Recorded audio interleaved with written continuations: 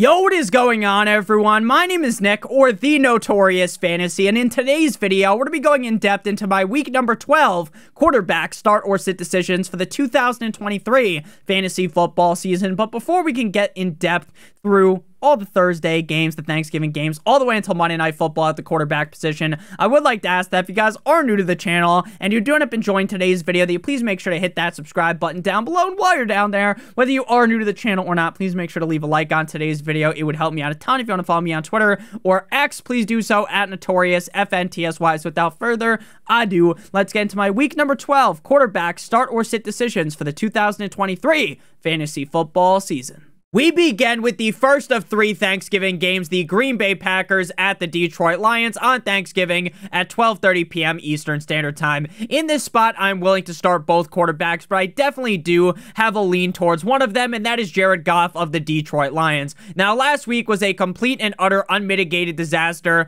for Jared Goff as he decided to do his best Dak Prescott impression from last season and throw 3 picks last week up against a shitty Chicago Bears defense. Now, he did end up making up for it by throwing 2 passing touchdowns, but in reality, that was a huge disappointment. They could have easily lost against the Bears in that game. Now, he should be able to bounce back up against the Green Bay Packers defense, but I do really feel like the fact that the Lions rushing attack of Jahmyr Gibbs and David Montgomery being just as great as they are, being so elite, it does limit some of Jared Goff's upside. For Jordan Love Me Tender, Love Me Sweet, he did finish as the quarterback 9 last week up against the LA Chargers and looked a lot more like that Jordan Love that we saw early on in the season, with over 300 passing yards and 2 touchdowns with a grand total of 0 turnovers. I love this spot up against the Detroit Lions defense,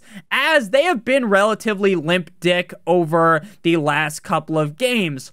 But this is a big but as well. Shout out to Amber Rose.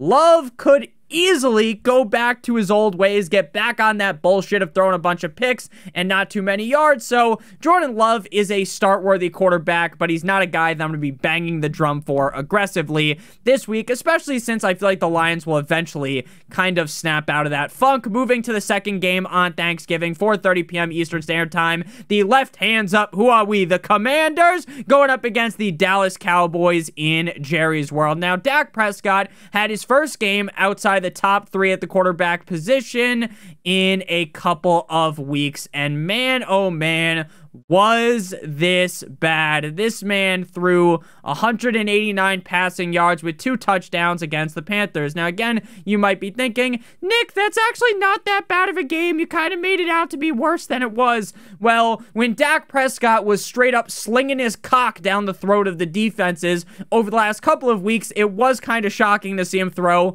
for under 200 yards. Obviously, I'm not going to sit here and whine and complain, bitch and moan about Dak Prescott, but ultimately, I thought he would do a little bit better than the quarterback 17. This, though, does feel like the kind of game where the Cowboys shove the Commanders into a locker and Dickie Dak Prescott finishes inside the top 8 at the quarterback position. So, in my opinion, there's really no need to panic. I'm not panicking at all on Dak Prescott. I'm rolling him out with confidence on Thanksgiving. Sam Howell is 0-2 against the Giants this season. And last week, Nick, they're not playing the Giants this week. Well, last week they were playing the Giants, and a lot of people were pretty high on Sam Howell, me included, and this man's kryptonite appears to just be the New York Giants. Last week, he was on the struggle bus. The man threw 3 picks, and he did end the day fine because he had 250 passing yards with 35 rushing yards and 2 total touchdowns, right? He kind of pulled the day back somewhat, kind of like Jared Goff. This matchup against the Cowboys scares the ever-living shit out of me.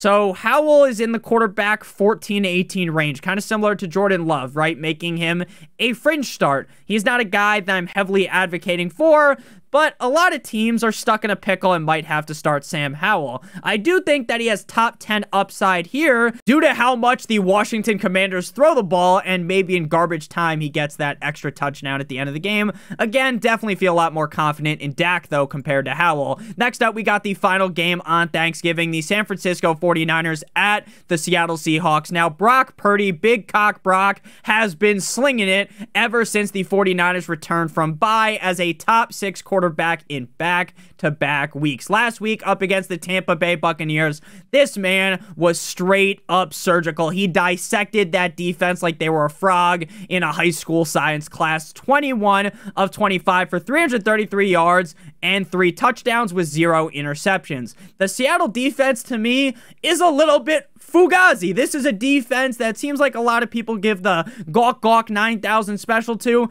but I don't really see it. I don't think they're all that great, and I expect at minimum, a top 8 game out of Brock Purdy this week. Geno Smith, from what I have seen, it feels like Geno is going to play. If he doesn't, then we're going to see a battle of Big Cock Brock versus Horsecock Drew Lock. Geno has been good twice this season, and besides that, he has finished every single game outside of the top 12.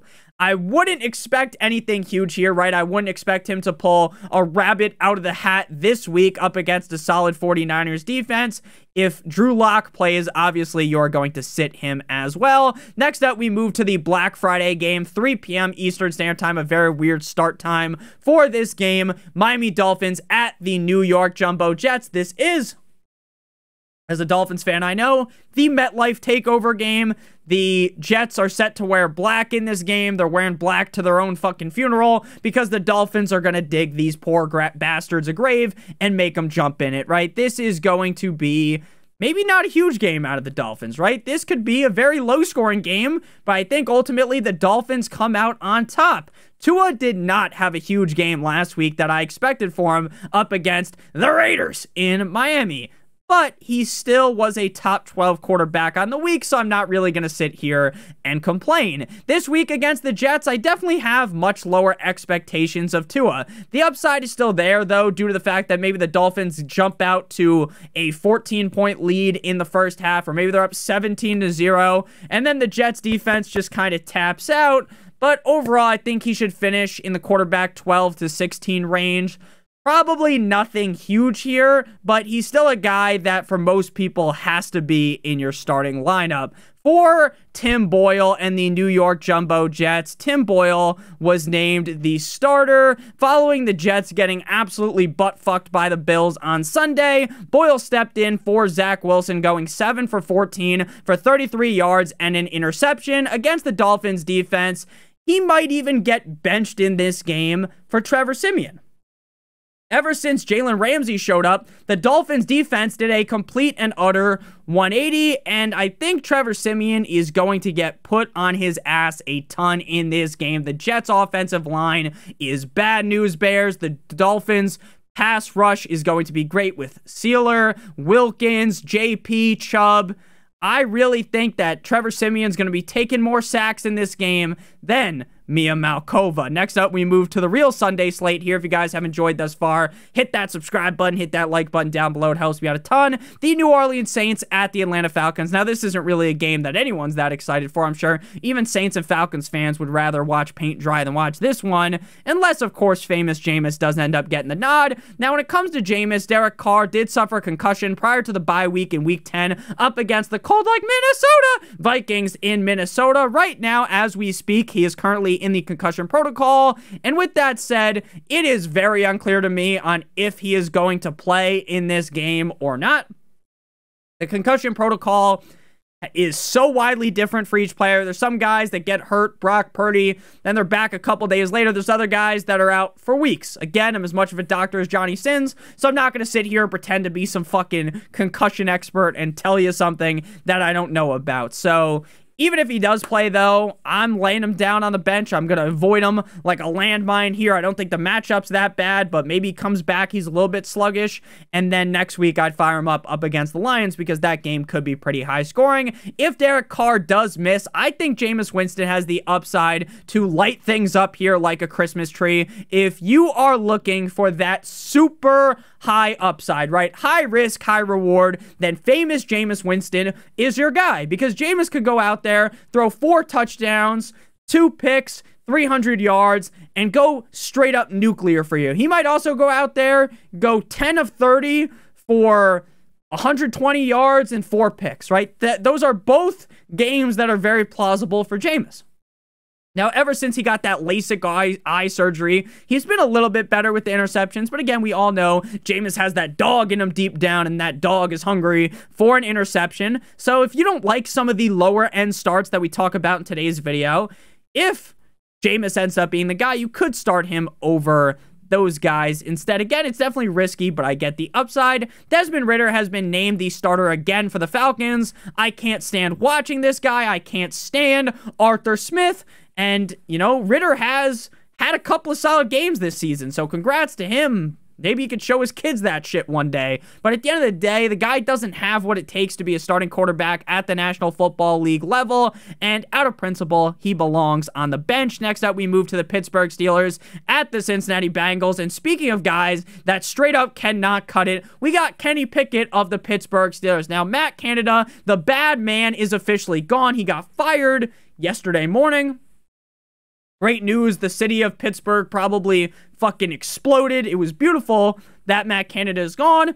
But honestly, I don't think that's going to hocus pocus magically transform Kenny Pickett into a skilled quarterback. Now, I'm not here to shit all over Kenny Pickett. I was someone that thought Kenny Pickett was going to be a little bit better this year after his preseason performances, but that has not been the case at all. He looks more of the same of last year and just doesn't look great. Now, again, maybe Matt Canada was handcuffing him, holding him back. But, you know, I'd rather watch and see before just declaring to the world that Kenny Pickett is now back. I wish the best for this fucker, but he hasn't thrown a single touchdown in the last 2 games and only has 1 game this year with more than 1 touchdown. And he has multiple games with 0 touchdowns. Again, maybe Canada gone fixes everything with Pickett, but if I'm being honest with you, I doubt it. Jake Browning is going to be starting since Joe Shiesty is out for the season. Prayers for Joe Burrow. Hope he has a healthy recovery. I love Joe Burrow. Browning scored a touchdown in garbage time last week against the Ravens, and maybe we are all counting Browning out, right? Maybe we're all saying Browning can't do it, this, that, and the other thing. But maybe even if he does pull that rabbit out the hat like we'd like to talk about and have a huge game, it's certainly not going to be this week up against that Steelers defense. So Pickett, Browning, sit him down. Next up, we got another game where you're sitting everyone down. The Carolina Panthers at the Les Titans in Tennessee. Bryce Young has been nothing short of disappointing this season, falling outside of the top 20 quarterbacks in back-to-back weeks, even with a wet dream matchup. One of the easiest matchups that a quarterback could have up against the Titans that just got absolutely dicked down by Trevor Lawrence last week. I can't trust Bryce Young. I hope Bryce shows out here, balls out, but at this point in the season, that feels like a pipe dream. Will Levis, the Mayo man, is a sit as well. Levis was the quarterback 20 last week in Jacksonville, and that huge game in Week 8 up against the Atlanta Falcons feels like a decade ago at this point based upon his resume after that. Now, I will give him some credit. He looked fine against the Jaguars. The man was 13 of 17 for 158 yards and 2 touchdowns with 0 interceptions. I really like this matchup up against the Panthers defense, but frankly, I just don't have the cojones, the balls to play Will Levis. Next up, we got the Tampa Bay Buccaneers at the Indianapolis Colts. Baker Mayfield had his first down games in weeks, or his first down game in weeks, last week against the 49ers in Santa Clara. Now, I was someone that put the warning tape out there, right? Anyone with half a brain knew that Baker Mayfield probably wasn't going to ball against that 49ers defense. Now, he didn't do that bad, but again, what did you expect him to do up against the 49ers? I didn't expect some top 10, top 12 performance. This week against the Colts, I expect a much better game. Prior to last week, he was a top 12 quarterback in 4 straight games. I won't rank him that high, as Baker is more of a quarterback in the quarterback 14, 15, 16, 17, 18 range. But I wouldn't be shocked if he does finish inside the top 12, because Baker has been a lot better than I think most people give him credit for this season. Again, Baker isn't the best start this week, right? I'm not going to scream from the mountaintops like the guy in the Ricola ad, right? I'm not going to do that. But if you're in a bit of a pickle, there are a lot worse options than him. Gardner Minshew shit his lederhosen in Germany up against the Patriots prior to the bye week. Now, I know they ate the W, right? They had a game. It was 10-6. It was a snooze fest. It put people back to sleep across the goddamn nation. And even in Germany. Against the Bucs here, Gardner's a fringe start. He has had 3 solid games this season, and one of those games was amazing. I feel like he finishes as the cutoff to be a start-worthy quarterback, as the quarterback 18, which makes him just barely a start, right? He's just barely reached over there, but he's a start. If you wanted to be like, Nick, I'd rather play Jameis Winston instead of Gardner Minshew, I'm not going to tell you you're that crazy for that. Next up, we got the New England Patriots at the New York Giants. This might be the most boring game of the week. This is the Tank Bowl. This is the game like, who's going to get one of the better quarterbacks in the draft? Now, there's a lot of rumors right now going around that the Giants don't want to draft a quarterback, and I think if the Giants do not draft a quarterback in the 2024 NFL draft, then I think Giants fans are going to protest. They're going to bring out the white picket fence. They're going to fucking burn MetLife to the ground. They don't deserve this, man. They really don't. I kind of feel bad for some Giants fans. Even though I'm a Dolphins fan, my whole life we've sucked absolute ass. My friends, a lot of my friends are Giants fans. They have 2 Super Bowls in their lifetime. You know, they're my age, 24. Congrats to them. But I do kind of feel bad, right? They're kind of getting fucked here if they don't draft a quarterback. Now, I think both teams technically want to lose this game, but I think Bill Belichick might be a little bit better at tanking, but I just don't know how the Patriots could lose this game. But again, Mac Jones has been such a disaster that anything is possible, like the popsicle. Now, before we break down this game in depth, as well as the rest of the games all the way up until Monday Night Football for the quarterback position, I'd like to talk about something a little bit more fun and give you guys a quick word for our friends and our sponsor over at Underdog Fantasy. Underdog Fantasy is the best place to play NFL Pick'em in the whole entire universe, and today, Underdog has a great offer for you guys that we're going to be talking about in just a couple of seconds after we explain how Underdog Pick'em works. So, we're going to be talking about the Thanksgiving slate of games here. First, with the Green Bay Packers at the Detroit Lions. My favorite pick from this game is going to be David Montgomery higher than 64.5 rushing yards up against a pretty soft, in my opinion, Packers run defense. We are going to go ahead and match that with the Dallas Cowboys versus Commanders game with Dak Prescott higher than 2 passing touchdowns in this spot. If both of those hit, then we will receive 3 times our entry fee. If you do 3 picks, it's 6 times, 4 picks is 10 times, and 5 picks is 20 times your entry fee, assuming all of the picks hit. Now, if you are new to Underdog Fantasy and live in one of the states on your screen right now, you'll receive a first match deposit bonus of up to $100. So you deposit $100, they'll give you an additional $100. If you do 50, it's additional 50, 25, additional 25. The minimum deposit on Underdog Fantasy is $10. If you have a gambling problem, please make sure that you call 1-800-GAMBLER. Back on into things here. Mac Jones versus Tommy DeVito. Mac Jones and Bailey Zappi split first-team reps in practice yesterday. I still think Mac gets the nod, but honestly, I'm far from confident in that. Regardless of which reject this team decides to start at quarterback, you cannot even remotely come close to starting either of them, even against the Giants' defense. Tommy DeVito, the Italian stallion. Tommy DeVito was cooking up a 5-star chicken parm sub all up on the Commanders' head top last week with almost 250 passing yards, 246 passing yards, and 3 touchdowns with 0 INTs. Congratulations. Awesome to see for the guy. He ain't doing that shit again, though. I get the Patriots defense isn't all that good, but there's just a 0% chance that happens again. Sit him down. And guys, if you remember last week's quarterback start sit video, now I wasn't giving Tommy DeVito the gawk 9000, but I said DeVito might be sneaky good last week. And he was. Next up, we got the Jacksonville Jaguars at the Houston Texans. The exact opposite game is what we just talked about, right? We were just talking about the Tank Bowl. This is a very excited game with division implications, with the Houston Texans being red hot as of right now. The Jacksonville Jaguars at the Houston Texans. So we'll start off with Trevor Lawrence. Last week, touchdown Jesus Trevor Lawrence lived up to his nickname with 4 touchdowns and 0 interceptions, finishing as the quarterback numero uno on the week up against a not-so-hot defense.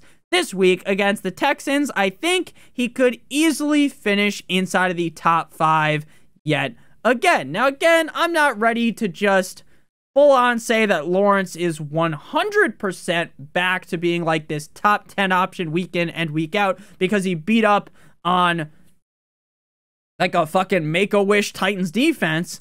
But hey, possibly he's a top 5 quarterback here again against the Texans in what could be a real high-scoring game. And Lawrence did look the healthiest he has looked all season last week.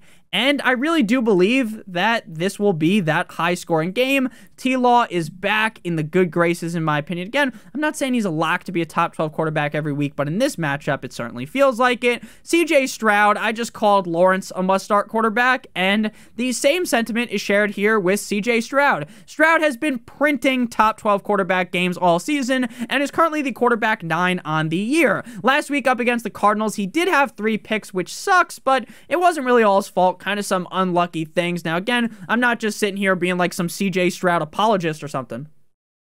Right? Wasn't his best game. He would acknowledge that, but it is what it is. Sometimes you throw a couple of picks. He still passed for over 300 yards with 2 touchdowns.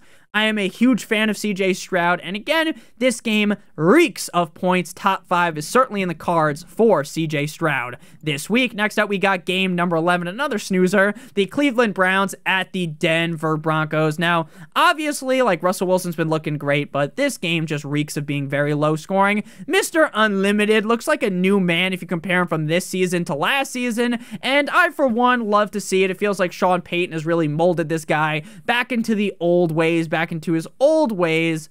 But this week against the Cleveland defense is the definition of a stay away spot, regardless of how much you might love what you saw with Russ recently against the Browns.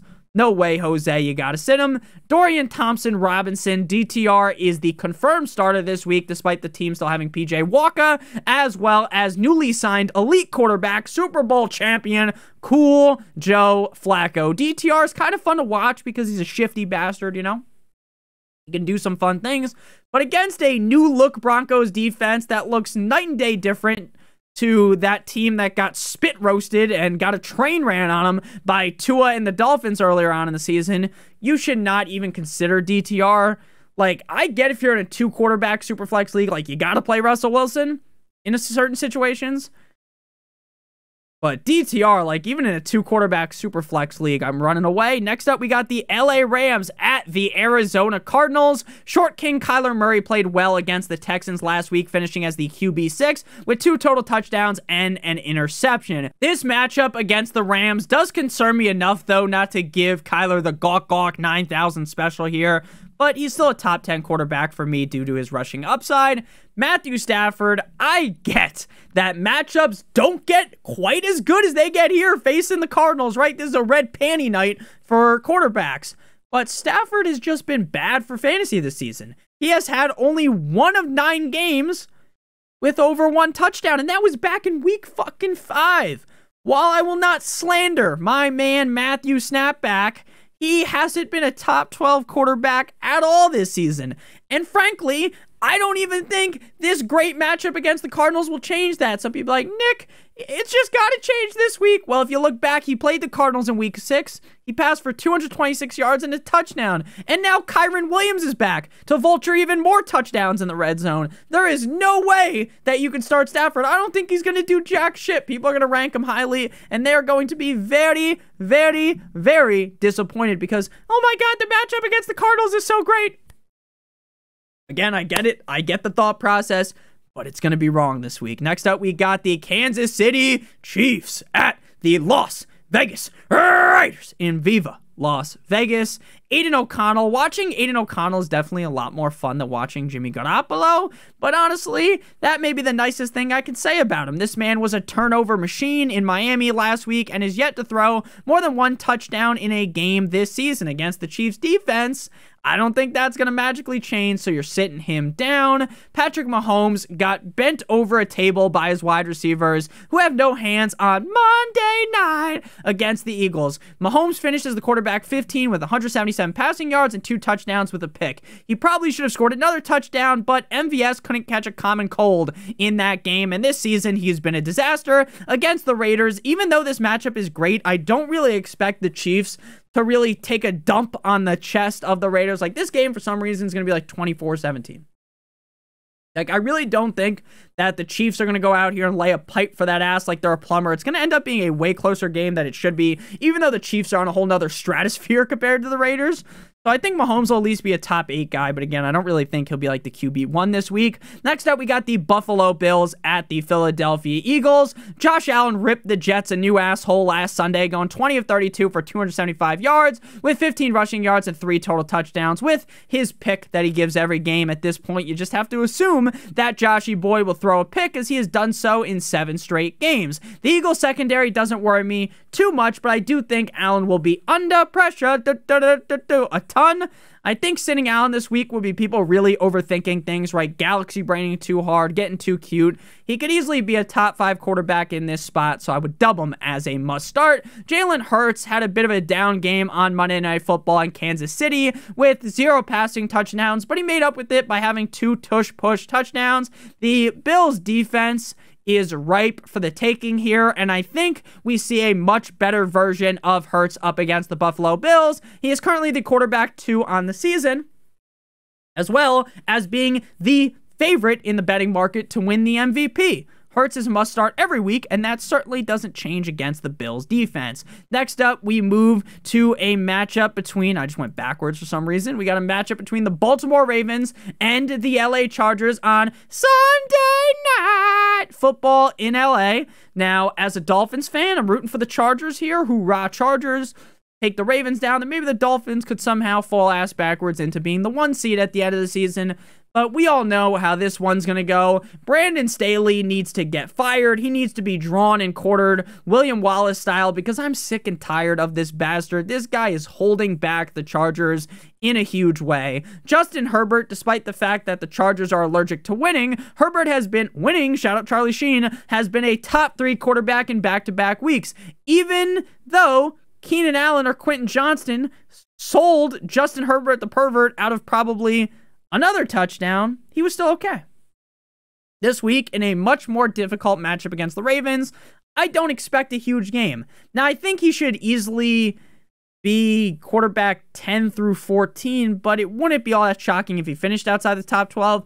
Again, most teams aren't getting cute and sitting Justin Herbert, but if there ever was a week to potentially do that, it would be against the Ravens. And if this is a bad loss to the Ravens, if they get stomped in this game, I see no reason as to why Brandon Staley should be the head coach in Week 13. It just doesn't make sense. Final game here, Monday night, the Chicago Bears at the cold-like Minnesota Vikings. If you guys have noticed a trend, we talked about this in the wide receiver video. Teams that are playing on primetime typically get 2 primetime games in a row. We should have brought it up with the Ravens, but the Ravens were on primetime Thursday night up against Joe Shiesty and the Bengals. They're on Sunday Night Football this week. The Vikings were on Sunday Night Football against Russell Wilson, Mr. Unlimited, and the Broncos, and now they're on primetime yet again on Monday Night Football. Hopefully, that doesn't mean we get the Bears in primetime next week, but we probably will again, knowing the schedule. I haven't looked at it, though, so I don't really know. Justin Fields, I was kind of worried about Justin Fields entering into last week's game. Now, the matchup was fine, but him coming off the injury, it just kind of made me feel like, do I really want to chance it? Now, I did still list him as a start, so I wasn't fully off of him, but for a lot of people, Justin Fields was a sit. I worried for no reason, as this man was running like a dog with rabies, was chasing him for 104 yards on 18 carries with 159 passing yards and a touchdown. This week against the Vikings defense, I'm a bit concerned, but due to the upside that Fields possesses, I think you just kind of have to start him. Josh Dobbs had a down game for his standards on Sunday Night Football against the Broncos. Now, he still finished as the quarterback 14, but as the quarterback of the Minnesota Vikings, the guy was on fire NBA Jam style. Last week, he kind of cooled down a little bit, but he still had a 2-to-1 touchdown to interception ratio, and the guy loves rushing in a touchdown basically every single week. Dobbs has an incredibly desirable matchup up against the Bears. I'm just salivating thinking about it. And I think he continues to get back on the saddle like he did the weeks prior and finish inside the top 10. until the Dobbs train comes to a stop, comes to a halt, I think we got to continue to roll Joshua Dobbs out there. So thank you guys all so much for watching. If you didn't enjoy, make sure you guys hit that subscribe button down below, as well as hit that like button. It would help me out a ton. If you want to follow me on Twitter or X, please do so at NotoriousFantasy. And if you'd like to check out my weekly rankings, they are linked in the video description with my Patreon. And on there, you can also get an answer to any of the questions you guys may have. Make sure you guys click on one of the videos that are on your screen right now, as well as clicking that subscribe button. It does help me out a ton. I love you guys all so much. Hope you have a great rest of your guys' day. And as always, good boy.